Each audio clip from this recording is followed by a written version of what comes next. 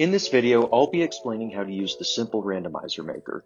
The Simple Randomizer Maker is a program that allows you to quickly and easily create your own game randomizer with little to no programming. All you need are the file addresses of the things you want to change and some ideas of how you want them to change. You can create custom user-defined rules that each address has to follow, and standard randomizer features such as seeding and spoiler logs are built in so you can focus on changing the game itself. Keep in mind that even though this tool is highly versatile, you won't be able to create every kind of randomizer with it. Or at the very least, it would be like building the Eiffel Tower out of Legos. You can, but if your idea is that ambitious, you should probably start from scratch. But if you have an idea for a randomizer, this video should give you a pretty good idea of how to make it using this tool. Let's make a randomizer for Kirby The Amazing Mirror. This will be an ability randomizer where we change the ability that each enemy gives you, and for the sake of scale, let's just change the enemies in the first area of the game. The randomizer maker comes with a few templates, and one of them is mostly empty, so you can use it as a base. The first thing you should do is copy the empty template into the same directory as the executable and make sure it's named randomizer.py.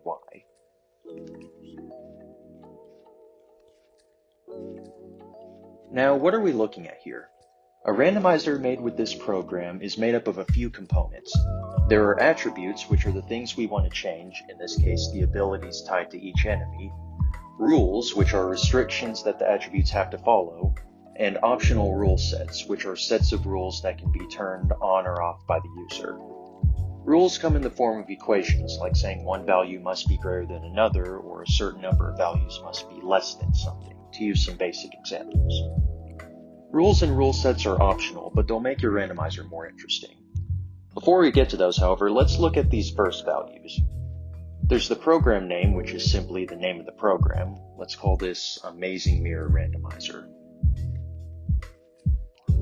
There's the ROM name, which is the name of the ROM. Let's call it Kirby The Amazing Mirror USA, since we're specifically changing the US version of the game.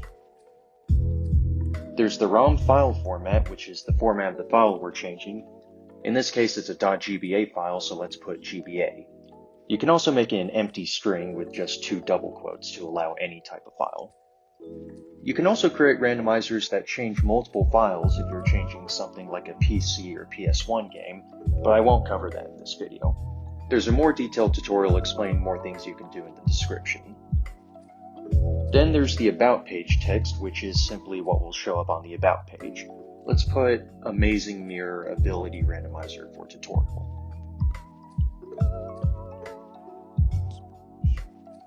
Timeout and slow mode are advanced options that you shouldn't have to change, so I'll just skip over them for the sake of time.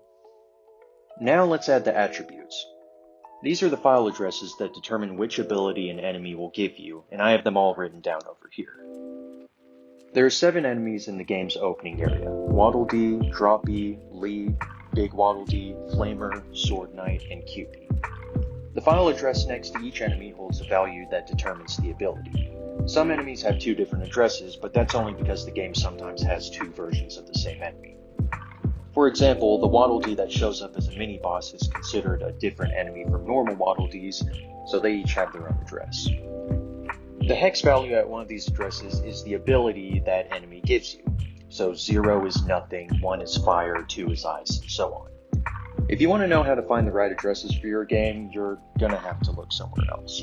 First, because the process is different for each game and to an extent each system, and second, because frankly, I'm not the best person to ask about it. Sorry. But we do have these addresses, so let's add them. We're gonna create an attribute for each enemy. An attribute has a few different variables, so I'll explain all of them. First is the name. This is the name of the thing we're changing, so let's just call it Waddle Dee. Next is the address or addresses. This is an array of the addresses tied to this enemy. Whatever addresses we add here are changed in the exact same way, so if they're supposed to equal 2 different things, then you should make each one its own attribute. In this case, I'm putting them together because I want them to both equal the same thing. A Waddle Dee has 2 different addresses, so let's add both of them as an array. Next is the number of bytes. This is just how many bytes each address takes up. In this case, it's just 1.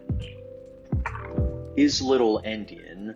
This is for multi-byte addresses that store their bytes in reverse order. If you don't know what that means, just leave it as false. Now for the important part. We've defined the addresses themselves, so now we need to set their possible values. And there are a few ways to do that. The first way is with this possible values variable, where we can set an array of every possible value. The abilities go from 0 to 1a in hex, or 0 to 26 as integers. So you can type out an array of 0, 1, 2, 3, and so on. But if you add a lot of values in a sequence, that's probably too tedious. So instead, you can set possible values to none and use min value and max value. Let's set those to 0 and 26. So now the possible values are every number from 0 to 26 inclusive. Finally, if you have a sequence that skips every few numbers, you can also add a min-max interval. For example, you could set this interval to 3 so it only gets every third number. So if you have 0 to 26 with an interval of 3, it would only use 0, 3, 6, 9, and so on. But we want to include every number in that range, so let's just set it to 1. Now we have an attribute that represents the ability given by a single enemy. Let's do the same thing for all 7 enemies.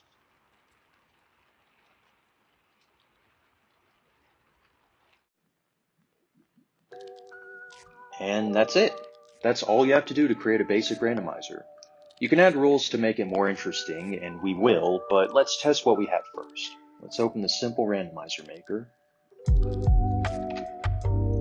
Now, since we have a randomizer.py file, when we open the Randomizer Maker, we will see our randomizer. We can go under Help to About. There's the About screen we added, Amazing Mirror Ability Randomizer. Can load the ROM here, and we're not going to use a seed, we'll just use our settings defined here. We haven't added any optional rule sets yet, but if we did, here's where they would show up. Let's go ahead, generate text log, and randomize. That's all it takes. Now we can go under output, and here is both the generated ROM and a log. Let's open this up. Waddle D is a value of 1. According to our ability values, that's fire. So Waddle D should give fire. And then I think the next enemy that appears is Leap. That's 4. So Leap should give wheel. Waddle D is fire, and Leap is wheel. Let's try it out.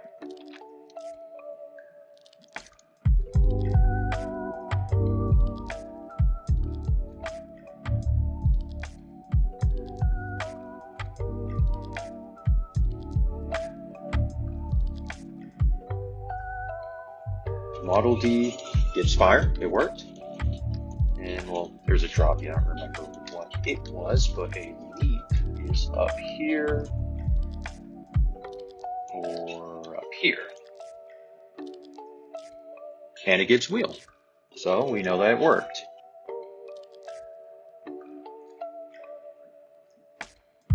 Now that we've made a basic randomizer, let's add some more stuff to it. Part of the appeal of randomizers is that users can customize their experience, so let's add some rules. If you don't have any rules, then every attribute will simply be randomized according to its possible values. First, there are required rules, which are always active. I don't want any of these, so let's just skip ahead to the optional rule sets. Optional rule sets are groups of rules that can be turned on or off by the user.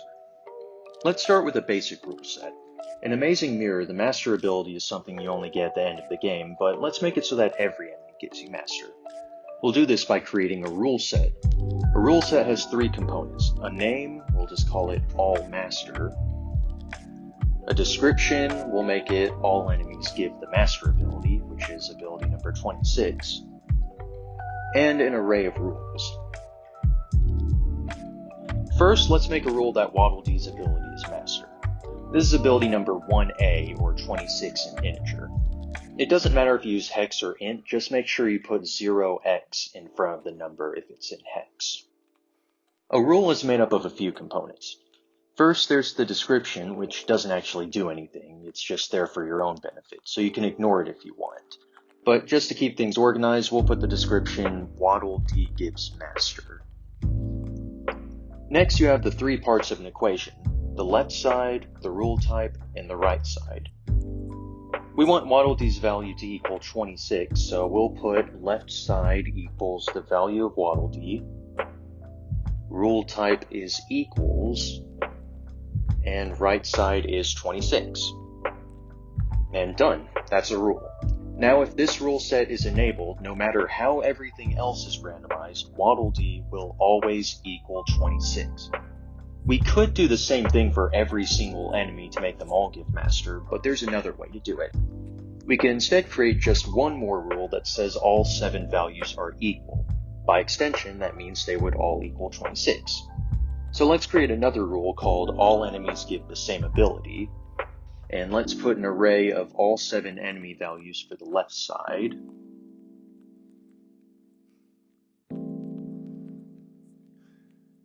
Equals for the rule type, and none for the right side. This says all 7 values must be equal to each other. And that's it. We've added a new optional rule set. There are also 2 more variables called must be enabled and must be disabled, but we'll get to those later. For now, let's just set those to none, and let's test this new rule set.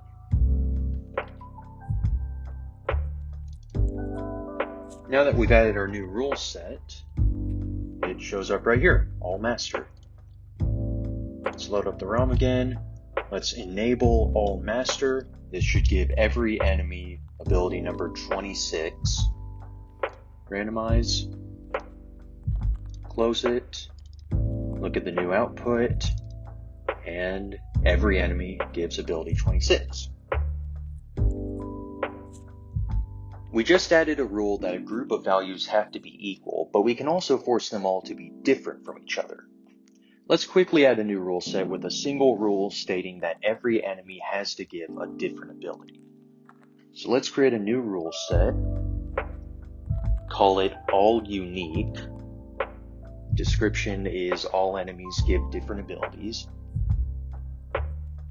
Create a new rule also called all unique.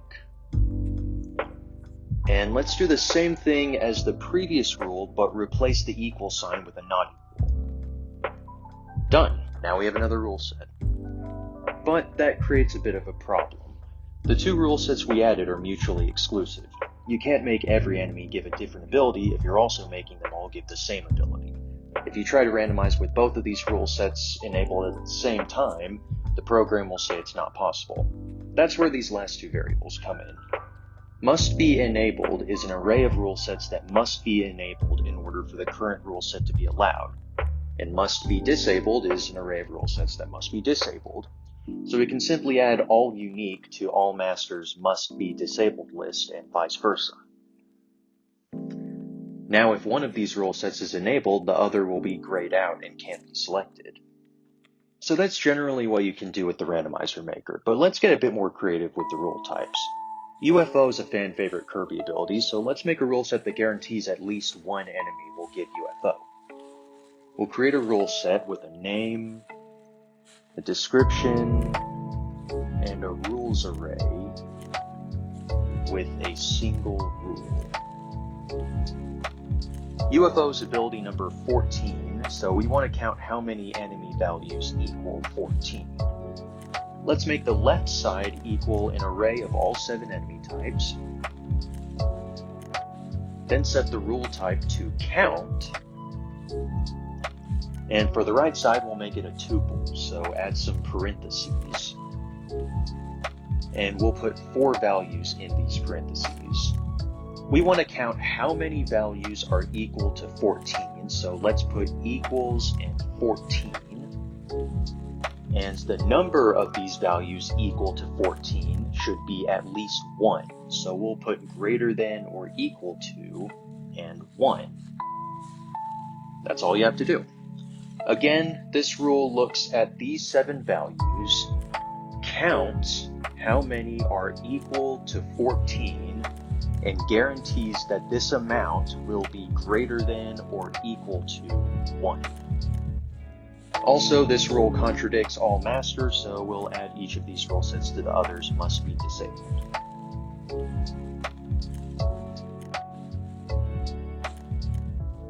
So far, we've created rule sets that only check for a certain value, but you can also make them check for a group of values. Let's make it so that each enemy can have one of several values. We'll look at another fan favorite ability called Smash, which is basically a combination of 4 other abilities: Fighting, Stone, Cutter, and Hammer. Let's make it so that each enemy must give either Smash, Fighting, Stone, Cutter, or Hammer. We'll call this rule set Smashing. Make the description what I just said, and add our rules.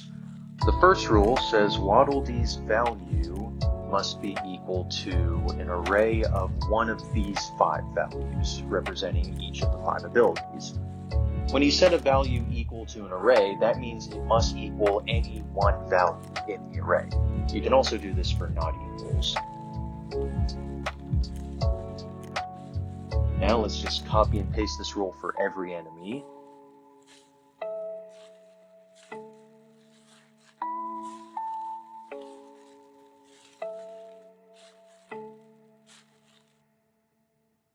And that's it.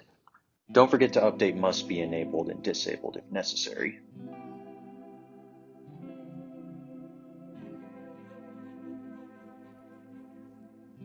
Alright, let's add one last rule.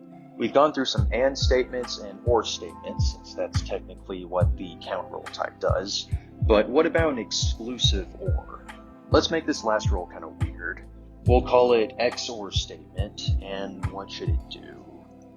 Let's say that either Waddle Dee gives Cutter, which is ability number 6, or Droppy gives Throw, ability number 10, but not both. So out of these 2 statements, exactly one of them must be true. No more, no less. To do this, we'll create logical comparisons within the left side in the form of an array of tuples. The first tuple says Waddle Dee equals 6.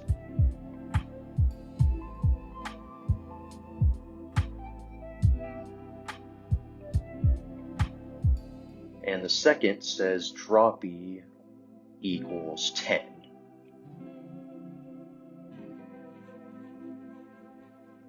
We can set the rule type to count and count how many of these 2 statements are equal to true,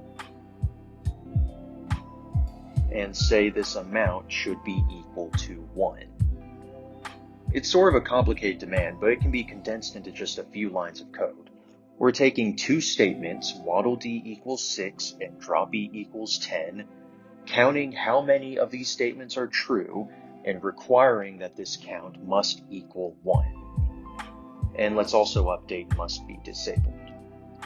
Hopefully this gives a good idea of how you can push the boundaries of rule sets if you get creative.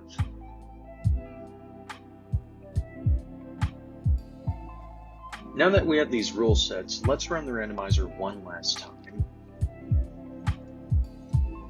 Open it up. And we have our 5 rule sets. Let's load the ROM. And we can see that certain rule sets are grayed out, so they can't be selected depending on which ones are enabled. So let's go ahead and enable 2 of these. There's Smashing and XOR statement. Let's randomize it. Close this, look at the output. And we can see that all these values are either 6, 8, 17, 20, or 22.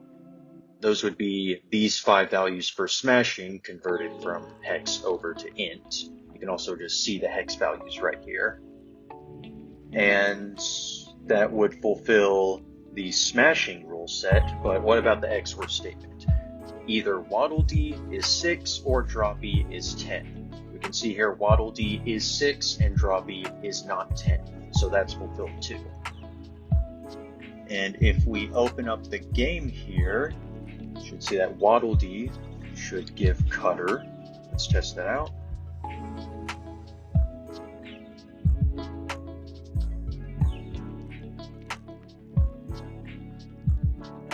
Okay, Waddle Dee gives Cutter. And the other one, Droppy should give 22, which is 22 is smash, so let's see if droppy gives smash. And it does. So I think that'll be the end of the video. Hope you enjoyed, and thanks for watching.